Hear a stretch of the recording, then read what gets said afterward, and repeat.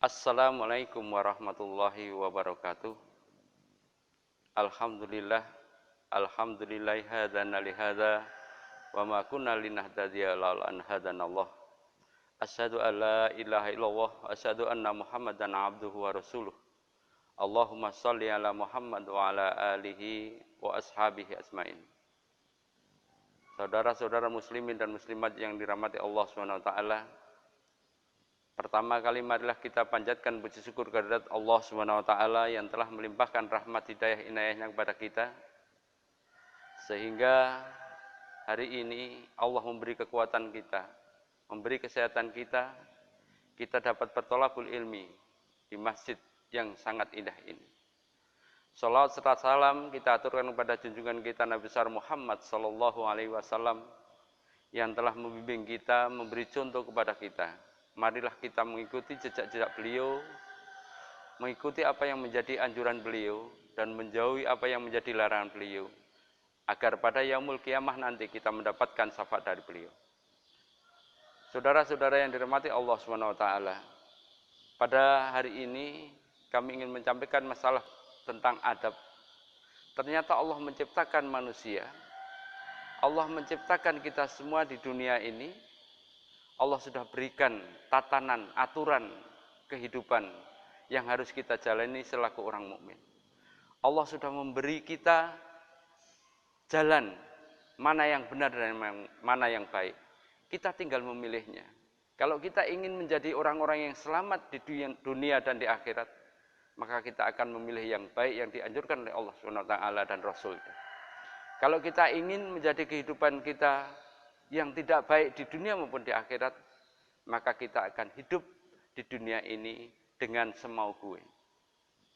Allah sudah menciptakan kita seperti kalamullah, a'udzubillahi minasyaitonirrajim, wa'budullah wa la tusyriku bihi syai'an wa bil walidaini ihsana wa bidzil qurba wal yatama wal masakini wal jari dzil qurba wal jaril junubi wa sahibi bidzanbi wabnis sabil wa ma malakat aimanukum innallaha la yuhibbu man kana mukhtalan fakur.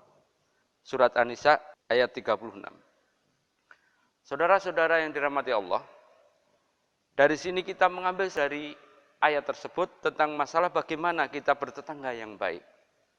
Ada 4 masalah yang harus kita hadapi di dalam kehidupan bertetangga. Yang pertama adalah hidup kita sama tetangga kita tidak saling menyakiti. Yang kedua adalah berbuat baik kepadanya. Berbuat baik kepada tetangga-tetangga kita.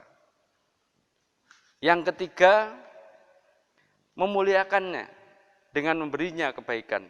Dan yang keempat, menghormati dan menghargainya. Saudara-saudara yang dirahmati Allah SWT, barang siapa yang beriman kepada Allah dan hari akhir, maka janganlah ia menyakiti tetangganya. Dari sini jelaslah kita bahwa kita hidup bertetangga, bermasyarakat di antara kita, baik itu kita sesama muslim maupun non-muslim, kita wajib untuk selalu berbuat baik kepada tetangga-tetangga kita. Kita selalu mengetahui apa yang diderita oleh tetangga kita dan apa yang dirasakan oleh tetangga kita. Yang kedua adalah berbuat baik kepadanya. Ada beberapa macam yang harus kita sadari dan kita ketahui.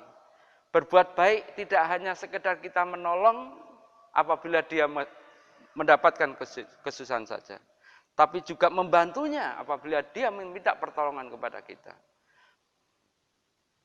Menengoknya apabila dia sedang merasakan kesakitan. Memberi makan apabila dia sedang kelaparan. Inilah kehidupan orang-orang mukmin dan orang muslim yang harus kita sadari, yang harus kita lakukan di dalam kehidupan ini. Saling memberi, saling mengasihi. Kalau kita ingin hidup kita di dalam berkeluarga, di dalam bertetangga baik, di masyarakat kita baik, maka hiduplah bertetangga dengan baik. Jamaah rahimakumullah. Yang ketiga, memuliakan dengan memberikan kebaikan kepada saudara-saudara kita. Rasulullah SAW bersabda, yang artinya, wahai perempuan-perempuan muslimah, janganlah seseorang tetangga meremehkan pemberian tetangganya. Walaupun itu hanya ujung kuku kambing. Dari sini jelaslah kadang-kadang keluarga kita atau saudara-saudara kita, tetangga-tetangga kita, terutama dari kaum-kaum ibu, biasanya kalau kita diberi oleh tetangga kita yang tidak baik ataupun hanya sedikit saja, kadang-kadang kita meremehkan tetangga kita. Ngei bursemini, bahasa Jawanya seperti itu. Kadang-kadang tidak mensyukuri apa yang padahal kita nggak tahu saudara-saudara kita yang berada di lingkungan kita itu memasaknya berapa mereka yang dimasaknya. Jamaah rahimakumullah, dan yang terakhir adalah menghormati dan menghargai tetangga kita. Ia tidak melarangnya meletakkan kayu bakar dan pada dindingnya. Dari sini Rasulullah memberikan contoh kepada kita bahwa kita hidup itu kadang-kadang kita nggak tahu. Tetangga kita baru menjemur kayu di dinding kita aja kita sudah emosi. Sudah merasakan bahwa wah kamu jangan gini-gini dan sebagainya.